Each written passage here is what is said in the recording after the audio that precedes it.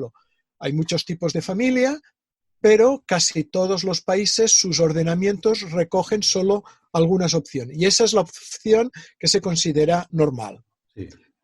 ¿Qué pasa? Que cuando tú estás mirando a futuro, lo normal es un problema, porque se acostumbra a utilizar para limitar el debate.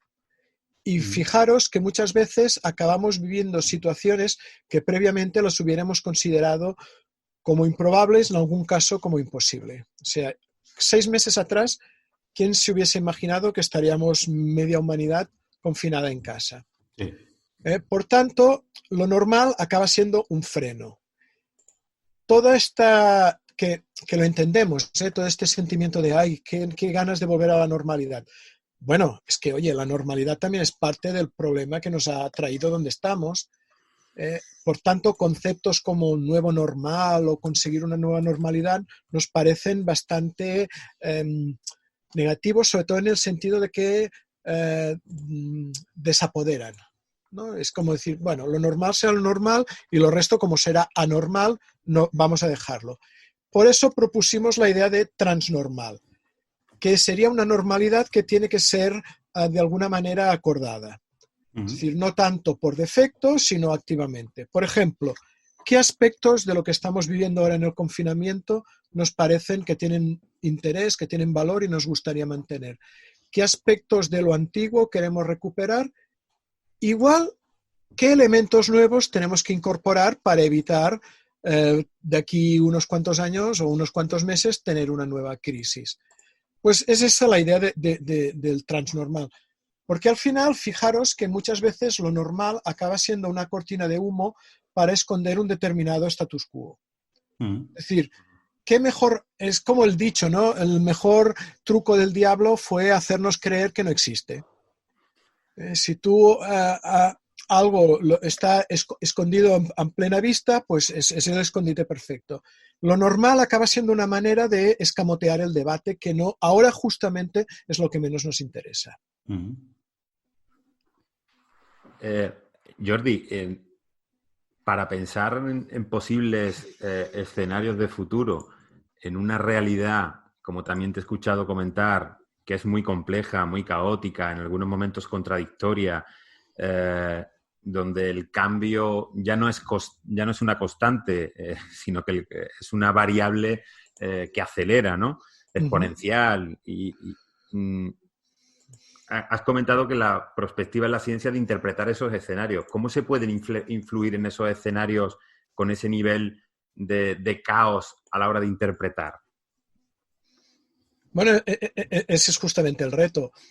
Es decir, los que estamos trabajando en esta teoría de los tiempos postnormales, la mayoría somos gente que llevábamos ya muchos años en prospectiva, con un cierto grado de insatisfacción por los resultados que obteníamos.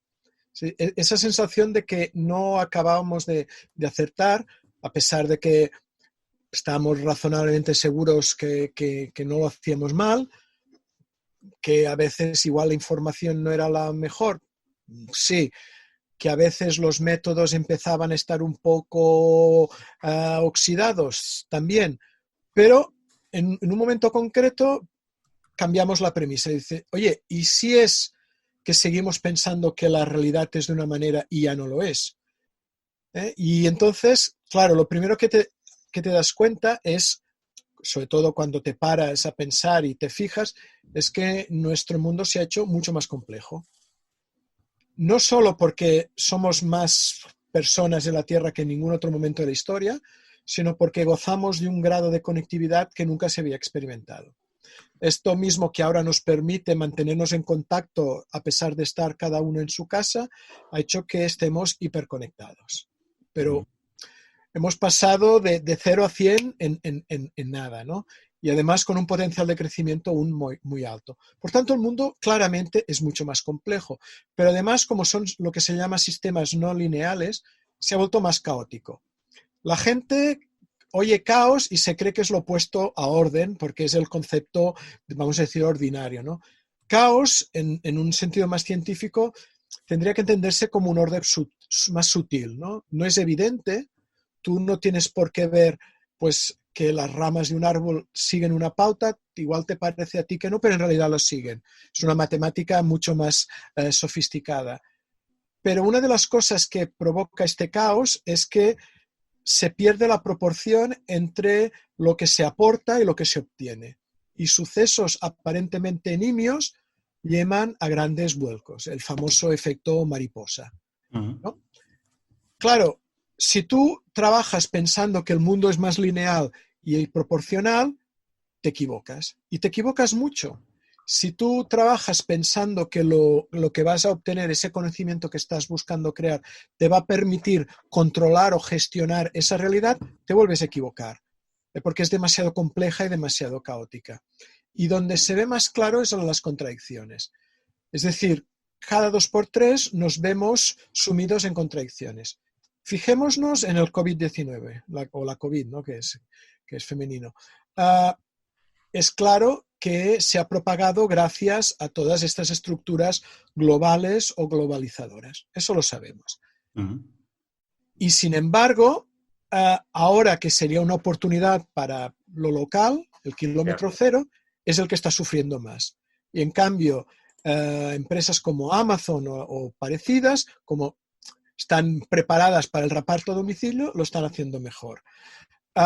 Vemos que estamos confinados, limitados en casa, y yo no sé vosotros o nuestros oyentes, pero yo dedico más tiempo que había dedicado quizás en los últimos años a mantener contacto con todo tipo de amigos, conocidos y colegas. Es decir, he tenido que ponerme una disciplina de solo ponerme a responder correos y mensajes en unos momentos al día, porque había días que no hacía otra cosa que estar. Parece que nos hemos quedado como muy individualizados y al mismo tiempo surgen nuevas maneras de comunidad. Lo global ha sido desencadenante y sin embargo parece que la estrategia pasa por desglobalizar, ¿no? Y estamos viendo cómo diferentes territorios responden de manera diferente. Algunos parece que les está yendo mejor, a otros parece que no nos está yendo tan bien, ¿no? Y hay muchos más casos, ¿no? Pero para nosotros esto es claro de que estamos en un tiempo posnormal. Para nosotros posnormal solo quiere decir que es un momento de inflexión, de transición.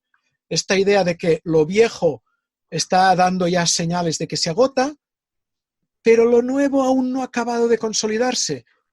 Hay una entrevista que le hizo el periodista Ezio Mauro a Zygmunt Bauman, el filósofo, y decía, estamos entre el ya no más y el aún no.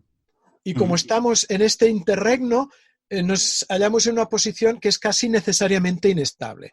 Yo creo que es una manera poética, si queréis, pero correcta de describir el momento actual. Por tanto, nosotros ahora incidimos mucho en que lo importante es navegar. Y cualquiera que haya hecho navegación sabe que la parte más importante de navegar es fijar el rumbo. Y aquí es donde necesitamos encontrar mecanismos para que esto se haga de una manera más inclusiva. Esperar que venga alguien, el gobernante de turno o el líder que sea, y nos solucione la papeleta, un poco me da la sensación de que es pan para hoy y hambre para mañana.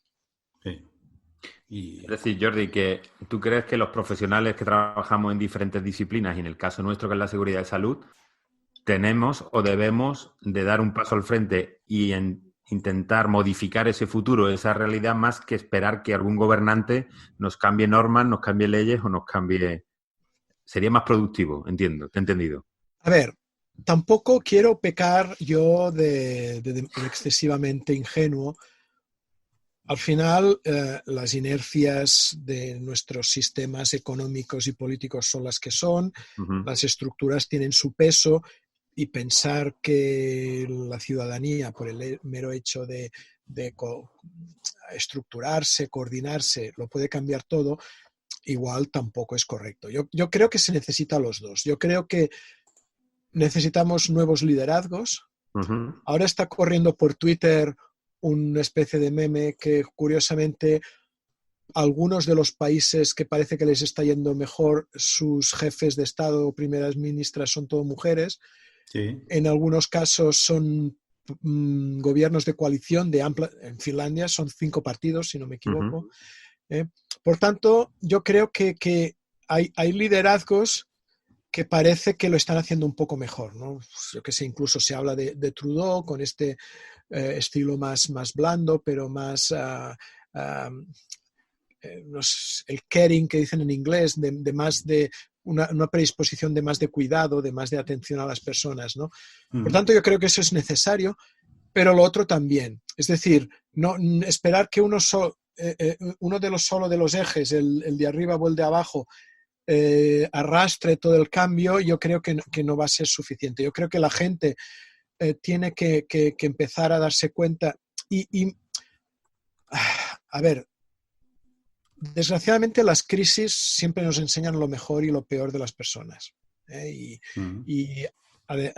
Frente a casos diríamos de una solidaridad máxima, estamos viendo cantidad de cretinos y egoístas, pero yo creo que los primeros son más. Y me da la sensación de que esa idea de que hay que rehacer o reforzar o reconstruir, no sé, lo que os encaje más, la idea de comunidad. Hay que volver a darse cuenta de que en momentos como este o encontramos la manera de salir todos o cuantos más mejor o nos hundimos todos, porque solo unos cuantos yo creo que no va a ser posible, ¿no? Y todos podemos hacer un poco, asumir nuestro granito de arena y moverlo, ¿no? Claro, los que estáis en el ámbito de la salud y la seguridad, pues en temas de alimentación y tal, hombre, yo creo que ya la situación os ha colocado bastante en primera línea, ¿no? Sí. Lo bueno de esta crisis, si se me permite decirlo de esta manera, respecto a la anterior, es que aquí sí que hemos tenido que cambiar cosas. En la anterior nos hicieron creer que era la austeridad o nada y bueno, nos fue de aquella manera. Aquí algunas cosas ya las hemos tenido que cambiar. Hemos tenido que cambiar hábitos, hemos tenido que algunas cuestiones hacerlas de manera diferente. Igual sí que estamos locos por volverlas a hacer como antes, pero igual algunas de estas se van a mantener, ¿no? Darnos cuenta, por ejemplo, qué importante es tener buenas estructuras y buenos sistemas de seguridad, de sanidad, de salubridad, si queréis, pues esto se ha vuelto realmente de una claridad meridiana.